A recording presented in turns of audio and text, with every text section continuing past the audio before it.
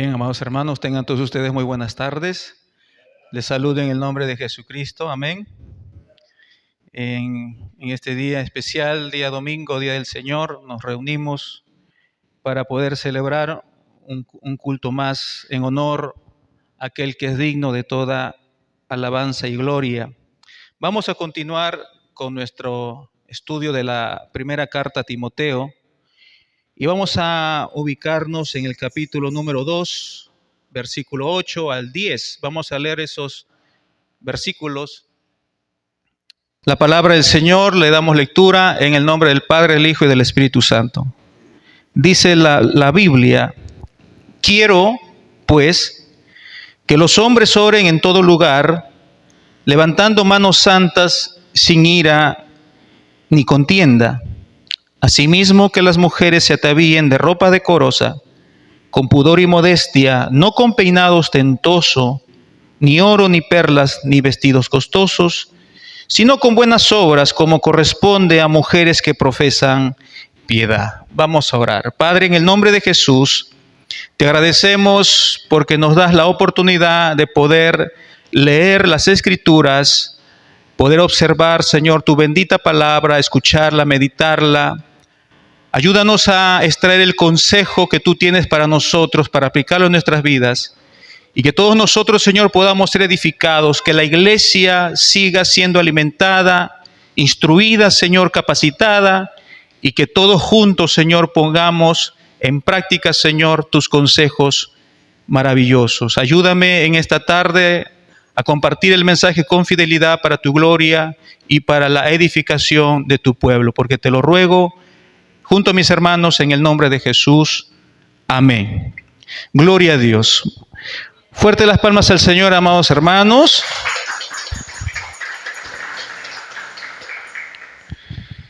Continuando con las instrucciones que Pablo da a Timoteo para que a su vez las podamos implementar en la iglesia, recuerde que esta es una carta pastoral. Esta es una carta pastoral, es una carta que Pablo le escribe a Timoteo y la intención es que Timoteo pueda corregir deficiencias dentro de la iglesia en Éfeso.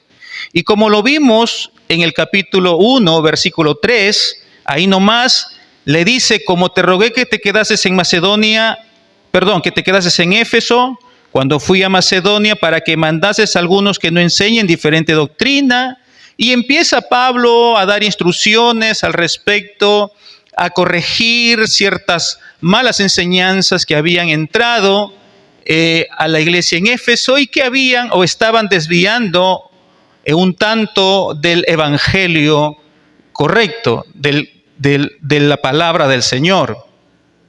Entonces, hermano, estamos nosotros observando, por ejemplo, hemos aprendido ya hace unas semanas atrás, que como iglesia tenemos el deber de orar por nuestras autoridades, y si usted se ha percatado, ya lo estamos poniendo en práctica. Cuando nos reunimos como iglesia local en este lugar, necesitamos, de acuerdo a las Escrituras, como lo hemos visto en el capítulo 2, versículo 1, necesitamos orar por las personas que están en gobierno, en eminencia, que están en un lugar de gobierno, ¿no? Y lo estamos aplicando. Y eso es bueno, hermanos. Y vamos a seguir observando qué otros consejos nos da la palabra del Señor. Pero el día de hoy, por temas de tiempo, vamos a ver lo concerniente a los varones, qué enseñanza nos trae a los varones, y la próxima vez veremos lo concerniente a las mujeres. He querido leer todo ese párrafo del 8 al 10 para más o menos ver que uno va junto al otro. Por eso les dice, vamos a leerlo: quiero pues que los hombres oren en todo lugar. Y el versículo 9 dice: asimismo que las mujeres se atavíen de ropa decorosa. Entonces el día de hoy vamos a observar solo el versículo 8. Hablando de la oración, existen oraciones y oraciones. No todas las oraciones agradan a Dios. Hay quienes oran, piden a Dios, ruegan al Señor y sus solicitudes son para satisfacer sus propios deseos, muchas veces deleites y deseos egoístas. Por ejemplo, en la Biblia encontramos una oración de un hombre religioso que la Biblia lo menciona como un fariseo.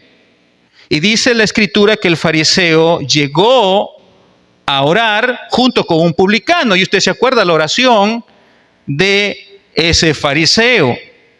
Bueno, aunque su postura física del fariseo cuando se acercó a orar al Señor, aunque su postura externa, física, era a los ojos de los hombres aceptable, porque él era un judío y sabía cómo orar, era un fariseo, su postura espiritual o interna a los ojos de Dios era despreciable. Por eso es que la Biblia dice que ese fariseo no fue justificado, sino el que fue justificado fue el publicano. En el Medio Oriente existen grupos guerrilleros que infunden terror en la sociedad, tales como Hamas, Al-Qaeda, Hezbollah, entre otros grupos. Y todos ellos tienen en común la práctica de la religión islámica o musulmana, y ellos oran como parte de sus prácticas religiosas, oran y elevan su clamor a su Dios Alá, pero muchas veces estas oraciones que ellos realizan van vinculadas a diferentes actividades de destrucción.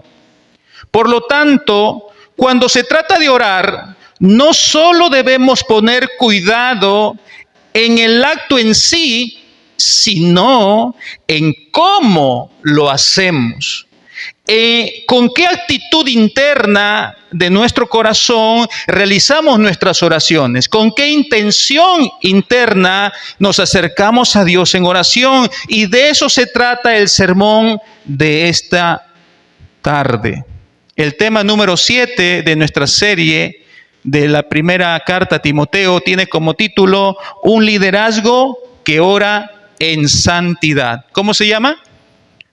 Un liderazgo que ora en santidad.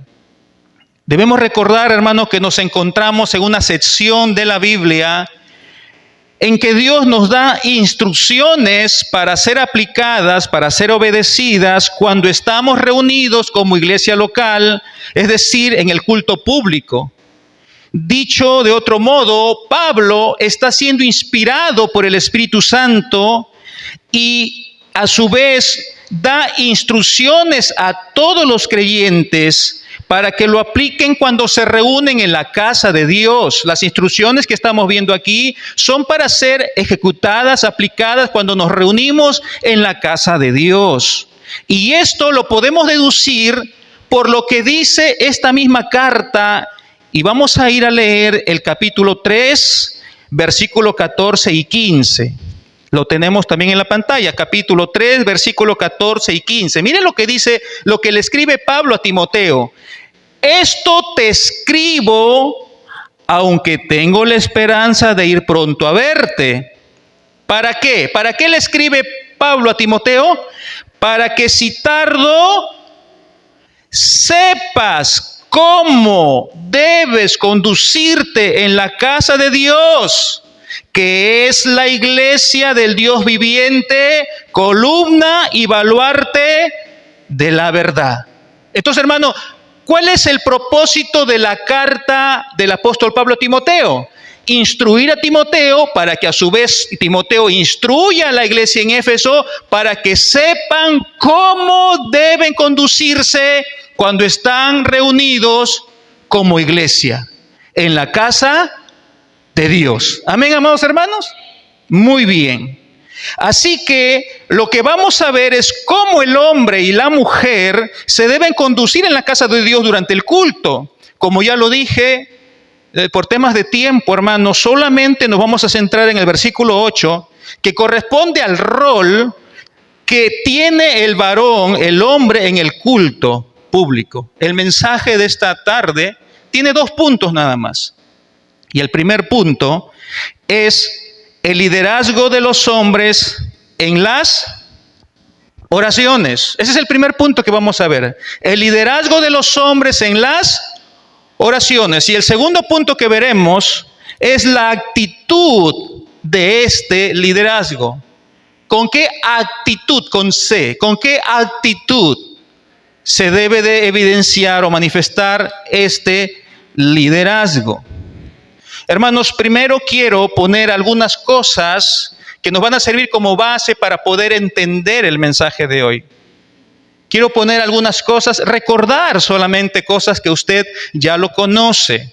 Primeramente, quiero partir diciendo que toda la Escritura es inspirada por Dios y es útil para instruir, corregir, ¿no? Toda la Escritura es inspirada para enseñar, toda la Escritura es inspirada por Dios. Si bien es cierto, cuando Pablo escribe esa expresión, Pablo se estaba refiriendo al Antiguo Testamento, exacto. Sin embargo, hermanos, sabemos que toda la palabra, desde Génesis hasta Apocalipsis, todos los escritos que Dios ha querido preservar a lo largo de la historia son inspiración divina. Por lo tanto, hermano, no podríamos pensar que es una idea de Pablo lo que vamos a ver el día de hoy. Debemos de pensar de que Pablo está transmitiendo la absoluta y soberana voluntad de Dios a través del apóstol Pablo para que lo aplique su iglesia. En ningún momento Pablo lo que nos va a decir lo dice con una intención machista, ni de superioridad hacia las mujeres, nada de eso. Lo que vamos a ver en este pasaje y en otros es un modelo de sujeción establecido por Dios, hermano, que apunta a mostrar un orden, dentro de la casa del Señor, y que a su vez ese orden y ese modelo establecido por Dios glorifique a aquel que lo ha dado, a Dios. Si nosotros nos salimos del modelo bíblico, si nosotros nos salimos del orden escritural, no estaremos glorificando a Dios. Estaremos haciendo nuestra propia voluntad. Hermanos, la Biblia muestra claramente que Dios no es un Dios de confusión. Y también nos dice que todo lo que se haga en la casa de Dios debe hacerse con orden. Amén, hermanos. Dios es el que establece el orden. ¿Quién es el que establece el orden? Dios. Dios establece cómo quiere que se hagan las cosas. Él establece el modelo, Él establece el orden, Él establece el modelo de sujeción que debemos todos obedecer. Quiero que me acompañe a leer 1 Corintios 11:3. Lo tenemos también en la pantalla y si gusta usted lo busca en su Biblia. 1 Corintios 11:3 dice: pero quiero que sepáis. ¿Qué quiere Pablo que la iglesia en Corinto sepa? Pero quiero que sepáis que Cristo es la cabeza de todo varón, y el varón es la cabeza de la mujer, y Dios la cabeza de Cristo. ¿Así lo dice? Amén. Aquí tenemos como ejemplo un orden establecido por Dios, un modelo de sujeción. El Espíritu Santo está diciendo, escuchen lo que está diciendo el Espíritu Santo. El Espíritu Santo está diciendo que Cristo está sujeto a Dios Padre, ¿verdad? Cristo está sujeto a Dios Padre y que el varón está sujeto a Cristo. Amén, amados hermanos. Muy bien, si eso lo entendemos sin ninguna dificultad, debemos entender también que la mujer debe estar sujeta al varón. No tenemos que tener problemas en eso. Si aceptamos que Cristo está sujeto al Padre y que el hombre está sujeto a Cristo, pues no tenemos que tener problemas en entender que la mujer debe estar sujeta al varón. Este es el modelo de sujeción que debe la iglesia tenerlo siempre presente mientras estemos en esta tierra. Mientras estemos en esta tierra, debemos de tener siempre presente el modelo bíblico, el modelo de sujeción. Si bien en este modelo bíblico establecido por Dios nos ayuda a guiar a la iglesia, esto no significa que el varón sea más importante o mejor que la mujer, pues si sacamos tanto al varón como a la mujer, lo sacamos de ese modelo de sujeción, Dios los ve a los dos por iguales. Génesis capítulo 1, versículo 27, nos dice lo siguiente: y creó Dios al hombre a su imagen. A imagen de Dios los creó, varón y hembra los creó. Así dice Génesis 1:27. Génesis 1:27 lo que está diciéndonos, hermano, es que tanto el hombre como la mujer fueron creados a la imagen de Dios. Y por tanto, ambos son iguales en naturaleza y en esencia. Escuche, el hombre y la mujer son iguales en naturaleza y esencia, en cómo han sido creados, y en su esencia más íntima son iguales. Sin embargo, tienen roles diferentes, tienen funciones diferentes. ¿Quién trae a los hijos a este mundo? La mujer. ¿Y quién es el llamado primario, principal de sustentar al hogar? ¿La mujer o el varón? El varón. ¿Se da cuenta que Dios ha diseñado roles diferentes? La mujer tiene un rol, el hombre tiene otro rol. Así que el hombre no es más que la mujer, ni la mujer es más que el hombre. Ambos son iguales. Pero en esa igualdad, lo vuelvo a repetir, Dios pone al hombre y a la mujer en un modelo de sujeción, hermano. En esa igualdad, Dios los pone a los dos en un modelo de sujeción para que la mujer esté sujeta al hombre. Hermanos, habiendo puesto esto por delante, ahora sí permítame entrar al sermón, al mensaje. Y vamos a desarrollar el primer punto. El primer punto, y quiero que me acompañen a 1 de Timoteo 2, versículo 8, que es nuestro texto base, y vamos a ver el primer punto, el liderazgo de los hombres en las oraciones. El liderazgo de los hombres en las oraciones. Vamos a leerlo, ese versículo. Quiero, pues, que los hombres oren en todo lugar. Vamos a leerlo hasta ahí nomás. Vamos a leerlo hasta ahí. Quiero pues que los hombres oren en todo lugar. Hermanos, es interesante ver que Pablo comienza con una palabrita muy interesante, la palabra quiero. El término quiero. Cuando una persona con autoridad menciona la palabra quiero, esa expresión internamente está llevando una orden o un mandato. Ayer practicábamos esto con mi hija, con mis dos hijas en realidad. Le dije a una de mis hijas, Daniela, quiero que me des un beso en mi frente. Y Daniela vino y me dio el beso en mi frente. Le dije a Gaby, Gaby, quiero que me extiendas tu mano. Y Gaby estaba ocupada en la computadora y dejó lo que estaba haciendo y me obedeció, me extendió su mano y se sonrió conmigo. Si yo le dijese a mi hijo Mateo, Mateo, quiero que ordenes tu cuarto, lo que le estoy diciendo es, te ordeno, te mando que ordenes tu cuarto. Pablo es un apóstol de Jesucristo.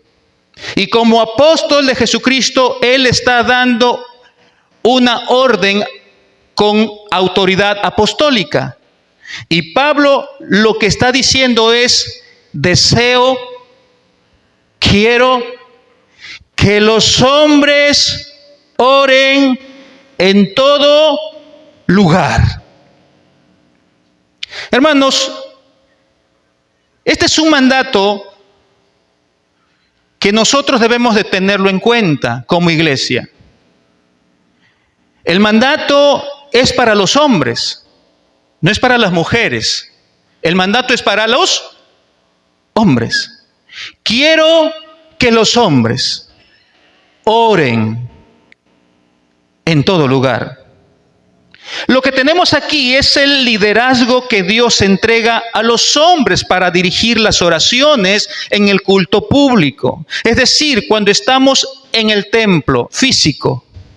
El liderazgo masculino lo vemos en toda la Biblia, y aunque excepcionalmente encontramos a algunas pocas mujeres usadas por Dios, eso no elimina la regla general del liderazgo masculino, del liderazgo en los varones. Por ejemplo, vamos a retroceder algunos miles de años atrás y vamos a ubicarnos en la época de Abraham. Dios llamó a Abraham, luego a Abraham, para dar inicio a lo que sería la nación de Israel. Dios llama a 12 jueces para que puedan guiar al pueblo judío, a la nación judía, pero dentro de esos 12 jueces, solo una fue mujer. ¿Alguien se acuerda quién fue esa mujer? Débora. Una mujer. El resto fueron varones.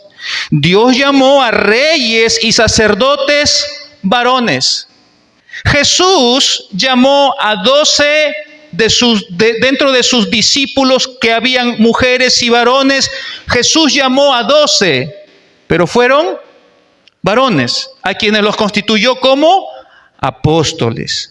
Y en Primera de Timoteo, que lo veremos más adelante, vemos en el capítulo 3 los requisitos para el liderazgo de la iglesia, que recae en los pastores y no en pastoras. De nuevo, hermanos, el liderazgo de los hombres obedece a un orden, obedece a un modelo bíblico y no a una superioridad hacia las mujeres. Ahora bien, ¿será pecado que una mujer ore en la iglesia entonces? Pues claro que no. Hay muchos versículos que dicen que tanto hombres y mujeres deben orar. Por ejemplo, tenemos a Ana, madre de Samuel, que oró fervientemente a Dios por un hijo. Y usted conoce la historia. Y Dios la escuchó. Tenemos a Esther, que oró y ayunó para pedirle a Dios que salvara a su pueblo, y también fue escuchada. Tenemos a las discípulas de Jesús, que con fidelidad seguían al maestro y oraban también. Versículos como, y lo tenemos en la pantalla, versículos como Colosenses 4:2, que dice perseverad en la oración, y Primera Tesalonicenses 5:17, que dice orad sin cesar, hablan de la necesidad de orar de hombres y de mujeres. Por lo tanto, hermanos, todos, hombres y mujeres, podemos y debemos orar, no solo en nuestras casas, sino aún en este lugar, en la casa de Dios, en el culto público. Pero, acá hay un pero, la responsabilidad de guiar la oración cuando estamos reunidos como iglesia recae en los hombres. Hermanos, en nuestro caso, como iglesia local, delegamos algunas oportunidades a mujeres para que dirigen la oración, pero siempre bajo el liderazgo masculino. Por lo tanto, amados hermanos, esto es algo que nosotros debemos de prestar atención. Cuando estamos reunidos como el día de hoy, cuando estamos reunidos como iglesia local, hay un responsable que debe de llevar la oración. Y ese responsable es un hombre. Vamos a ver más adelante, ahorita nomás, en el segundo punto, que hay ciertos requisitos que ese hombre, ese varón, debe de tener en cuenta y la iglesia también debe de conocer. Versículo 8, vamos a leer nuevamente. Quiero pues que los hombres oren en todo lugar. ¿Qué quiere decir Pablo por todo lugar? Bueno, en todo lugar donde se reúna la iglesia a celebrar un culto público. Imagínense, hermanos, imaginémonos que viene el Estado y expropia los locales de iglesia, los expropia el gobierno. Bueno, nos quitaron este local. Muy bien. ¿Qué? ¿La iglesia desaparece porque no tenemos un templo físico? No, la iglesia somos nosotros. Nos vamos al parque de la hermanita Isela. Nos reunimos en ese parque el domingo a las 5 de la tarde y cuando se reúne allá, la iglesia sigue siendo la iglesia, porque está reunida el cuerpo de Cristo, los hermanos. Y el responsable de llevar las oraciones también es un varón.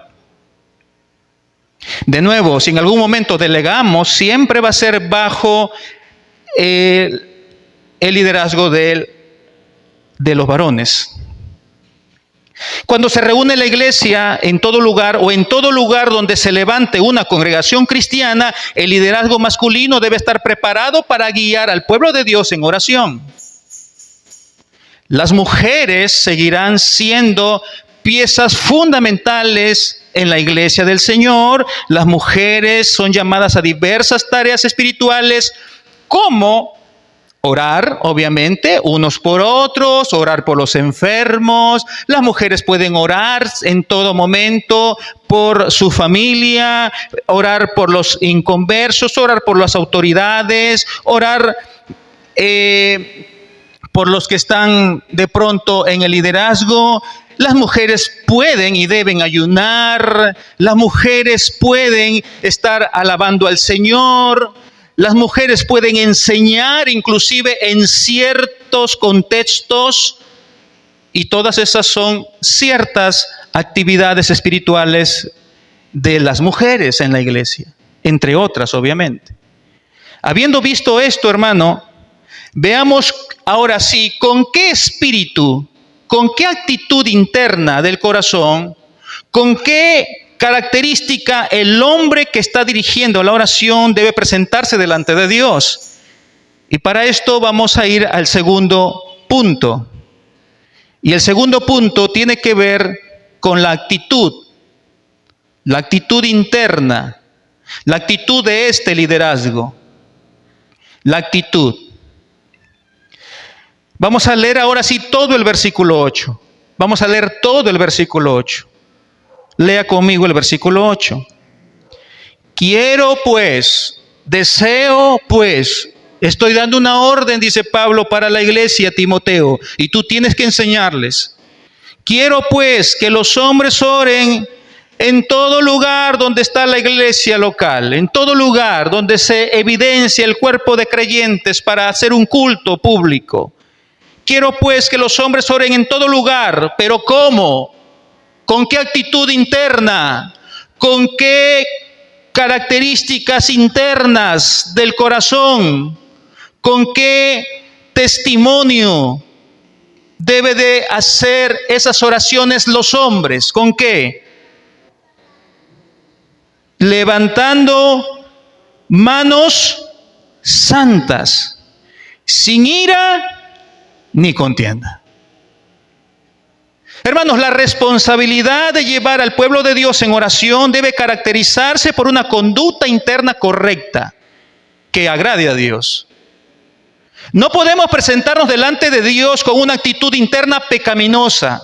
No podemos venir delante de Dios a llevar las oraciones si tenemos un mal testimonio. ¿Verdad que no? Claro que no.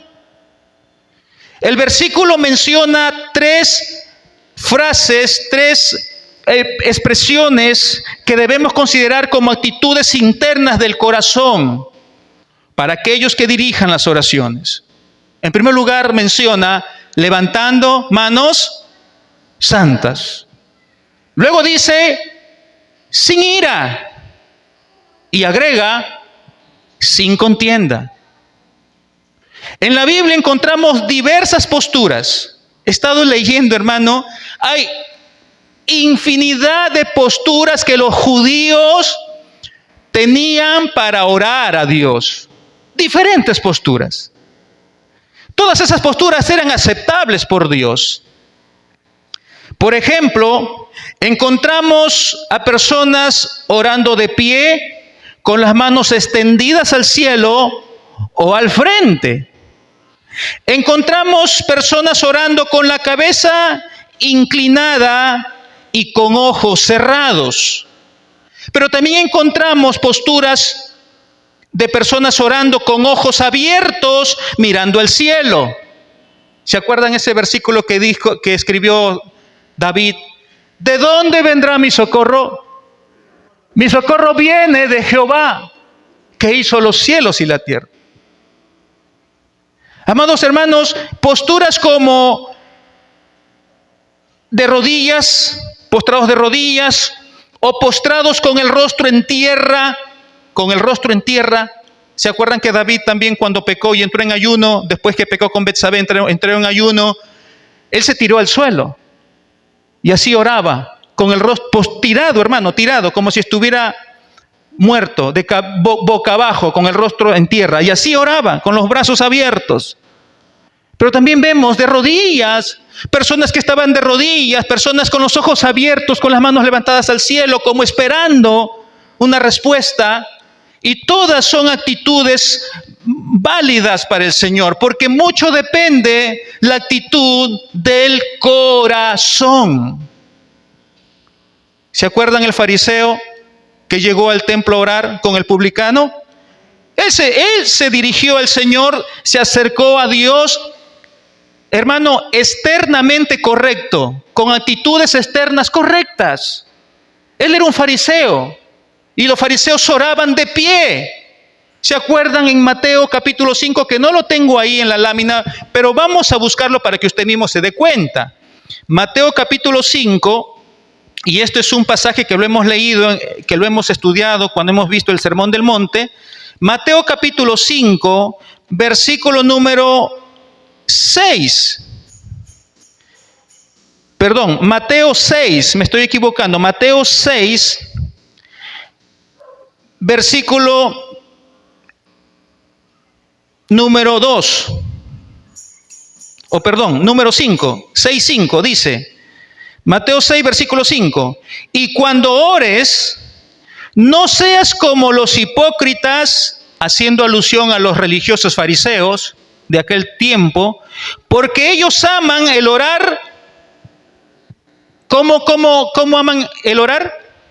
En pie en las sinagogas y en las esquinas de las calles para ser vistos de los hombres. Entonces, hermanos, si usted se da cuenta, volvamos a Timoteo, los judíos, los fariseos, podían orar de pie. Y este hombre, cuando se acercó el fariseo a orar, él se acercó con una postura externa y física correcta. Pero lo que no era correcto era su corazón. Porque la Biblia dice, y este orando para sí mismo dijo, Señor, yo no soy como este. ¿No? ¿Se acuerda usted eso, no? Yo ayuno, oro, doy diezmo de todo lo que tengo, yo soy buena gente, yo soy un fariseo, así es que merezco tus favores. La Biblia dice que él no fue justificado, pero sí el publicano que ni siquiera quería mirar al cielo. No quería mirar al cielo el publicano, solo se golpeaba el pecho y decía, Señor, ten misericordia de mí, sé propicio de mí que soy pecador. ¿Se da cuenta, hermano? No tanto es la postura externa cuando vamos a orar. Tú puedes orar de rodillas, puedes orar de pie, puedes orar, hermano, con la cabeza al suelo. Pero lo importante es tu corazón, hermano. ¿Cómo venimos a las oraciones? ¿Cómo venimos? ¿Con qué actitud? Eso es lo que importa. Entonces, amados hermanos, imagínese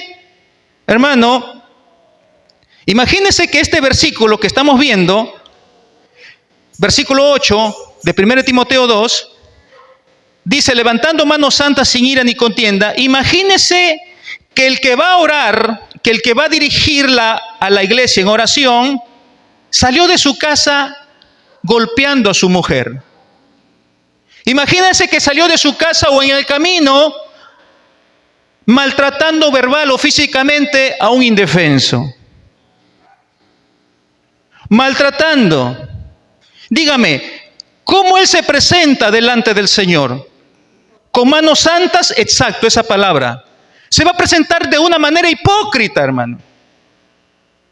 Las manos que se levanten, dice el versículo, deben ser manos santas, es decir, deben ser manos no contaminadas con el pecado.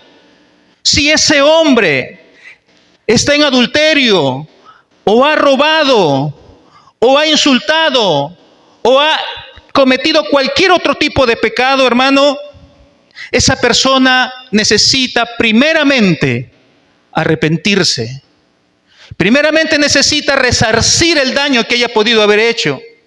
Él no puede, está inhabilitado de salir adelante a dirigir las oraciones.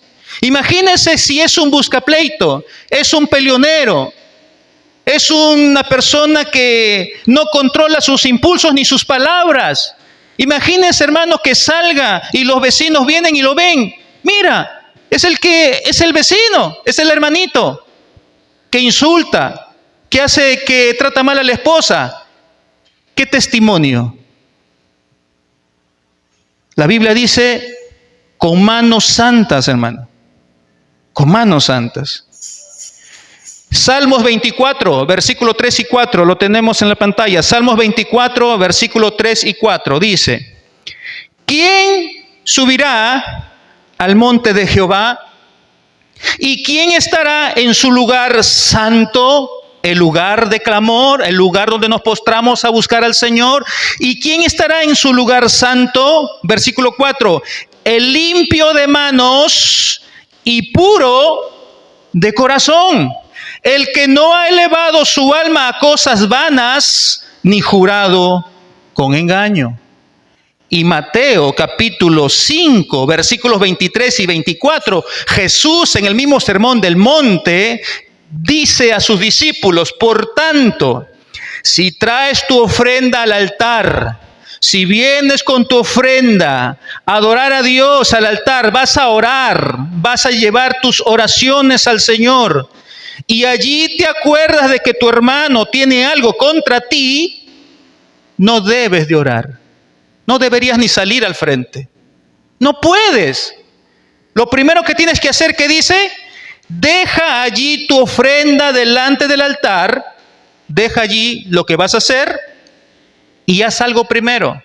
Y anda, reconcíliate primero con tu hermano y entonces ven y presenta tu ofrenda. Hermanos, nosotros debemos de cuidar de tener siempre una vida santa. Y cuando hablamos de una vida santa, no me refiero de una vida perfecta, porque eso es imposible, hermano. El Señor nos está llevando a la perfección, pero ¿sabe cuándo eso va a terminar? ¿Cuándo llegaremos a ser perfectos? Cuando dejemos este cuerpo corrupto. Este pasaje que les voy a decir no está en la lámina, pero usted lo conoce, lo hemos dicho muchas veces, lo hemos mencionado. Dice Filipenses 1:6, estando persuadido, convencido de esto, que aquel que empezó en nosotros la buena obra, la perfeccionará hasta la venida de Cristo. Mientras tanto, no quiere decir que nos descuidemos de nuestra vida de santificación. Tenemos que santificarnos, hermano. Nosotros somos responsables de cómo vivimos, de cómo nos conducimos, de qué pensamos, qué hacemos. Somos responsables delante de Dios. Hombres y mujeres somos responsables. de tener manos santas, de tener un corazón que agrade a Dios. Además de levantar manos santas, se debe hacer sin ira y sin contienda. Cuidadito, hermanos. La ira y la contienda son obras de la carne. Estas actitudes pecaminosas descalifican nuestra condición de santidad, no solamente para orar, sino para cualquier otra cosa. No solamente para orar aquí, sino en cualquier lugar. Lo primero que yo tengo que hacer si he pecado delante de Dios es pedir perdón a Dios. Y si he ofendido a mi prójimo, es pedir perdón a mi prójimo. Tengamos cuidado, hermanos, que el enojo, un simple enojo, hermano, nos puede llevar a cosas más serias. Santiago 1:20. Vamos a leer Santiago 1:20. Dice, porque la ira del hombre no obra la justicia de Dios. ¿Qué nos está diciendo el apóstol Santiago? Lo que nos dice es que cuando estamos enojados, cuando estamos airados, no podemos producir la vida recta que Dios demanda. Cuando yo estoy enojado, hermano, todas las decisiones que yo pueda tomar no van a ser, hermano, rectas o justas o santas delante de Dios. Por eso que en la ira del hombre no obra la justicia de Dios. No podemos producir una vida santa cuando estamos enojados. No podemos producir una vida de rectitud cuando estamos enojados o airados. Y Dios demanda que sus hijos luchemos cada momento por vivir rectamente. Continuamente, hermano. Y Mateo 5:22, recuerda, hermano, una simple ira que no hayamos arreglado puede escalar, evidenciando pecados más gravosos. Mateo 5:22 dice, Jesús, hablándole a sus discípulos en el Sermón del Monte, dice, pero yo os digo que cualquiera que se enoje contra su hermano será culpable de juicio. Necesitas estar en la cárcel. Pero solo me enojé con Pepito. Mereces ir preso. ¿Cuántos, si nos hubiéramos enojado, deberíamos estar presos, hermano? Mira, hermano, ¿cómo ve Jesús, Dios, cómo ve el pecado de la ira? Cualquiera que se enoje contra su hermano será culpable de juicio. Y cualquiera que diga necio, ese enojo subió de grado. Ese enojo que no fue tratado subió de grado. Ahora usamos palabras ofensivas. Necio, la palabra necio significa tonto, por decirlo de alguna manera más suave. Y ya decir tonto a una persona es un agravio verbal, es una ofensa. ¿Cuántas veces cuando nos hemos llenado de ira o de enojo hemos ofendido? Es así, hermano. En los matrimonios, entre los hijos, en las casas, los esposos, entre hermanos en la fe.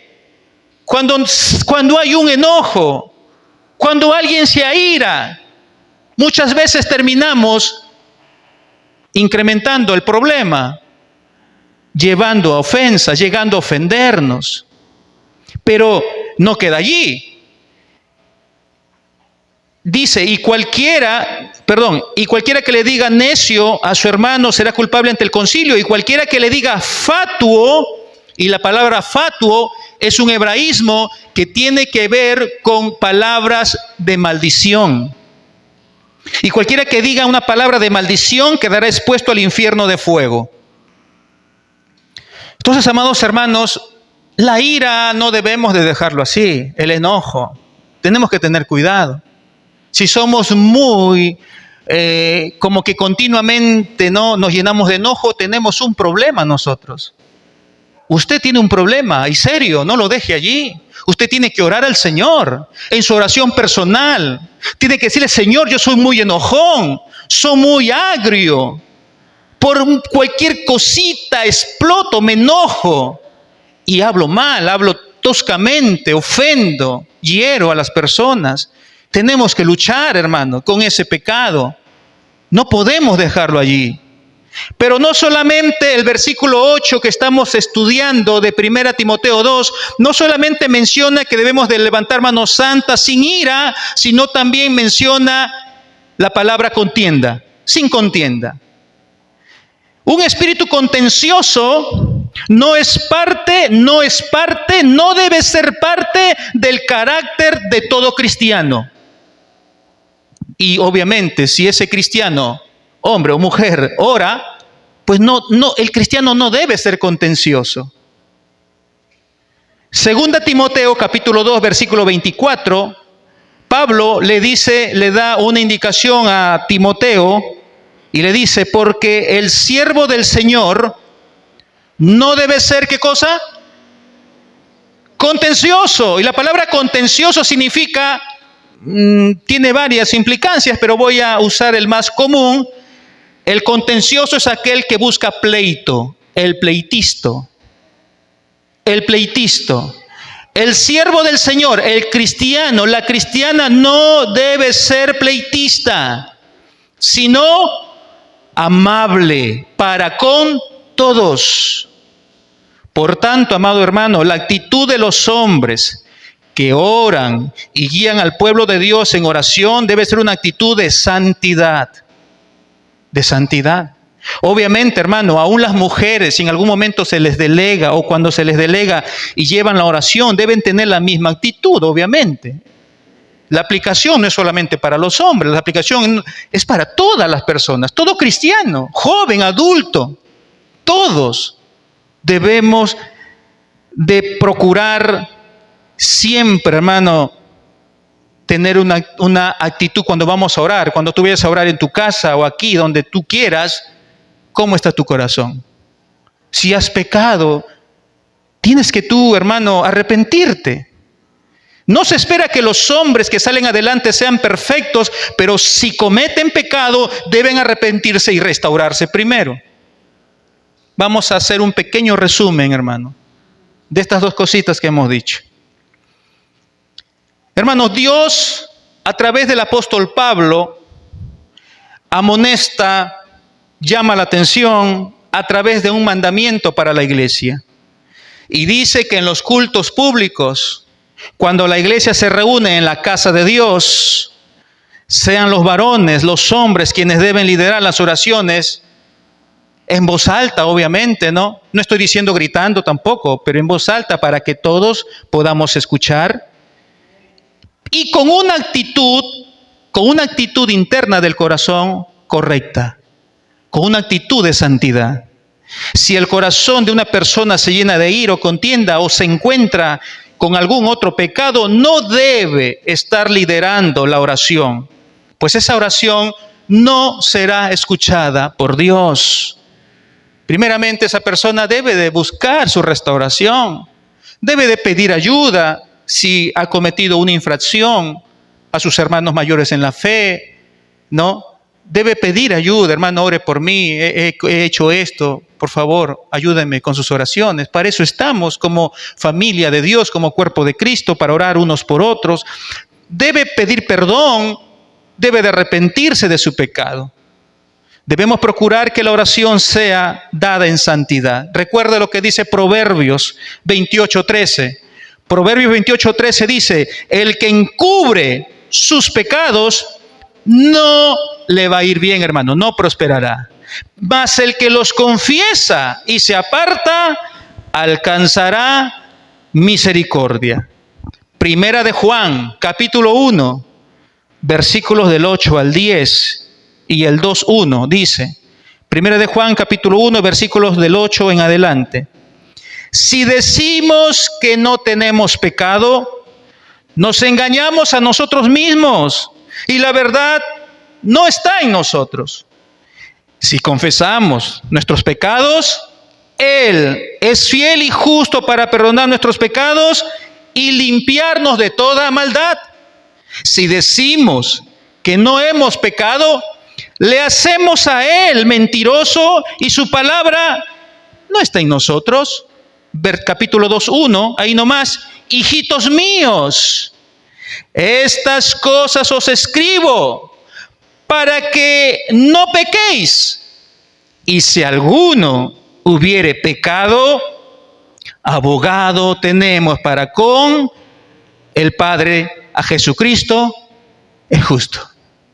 Hermanos, Jesucristo siempre será el ayudador de su pueblo. Jesucristo siempre estará con su amada iglesia. Jesucristo está santificando a los suyos, hermano. Nosotros debemos de ir confiadamente al trono de su gracia. Hermano, si Jesucristo no hubiera muerto en la cruz del Calvario, no hubiéramos tenido esperanza alguna de vida eterna. Pero Jesucristo no solamente nos ha regalado vida eterna, que empieza desde ahorita. Estamos ya en esa vida eterna, que ni siquiera la muerte va a poner un punto final, porque es vida eterna. Vamos, aunque muramos en Cristo, hermano, somos de Cristo.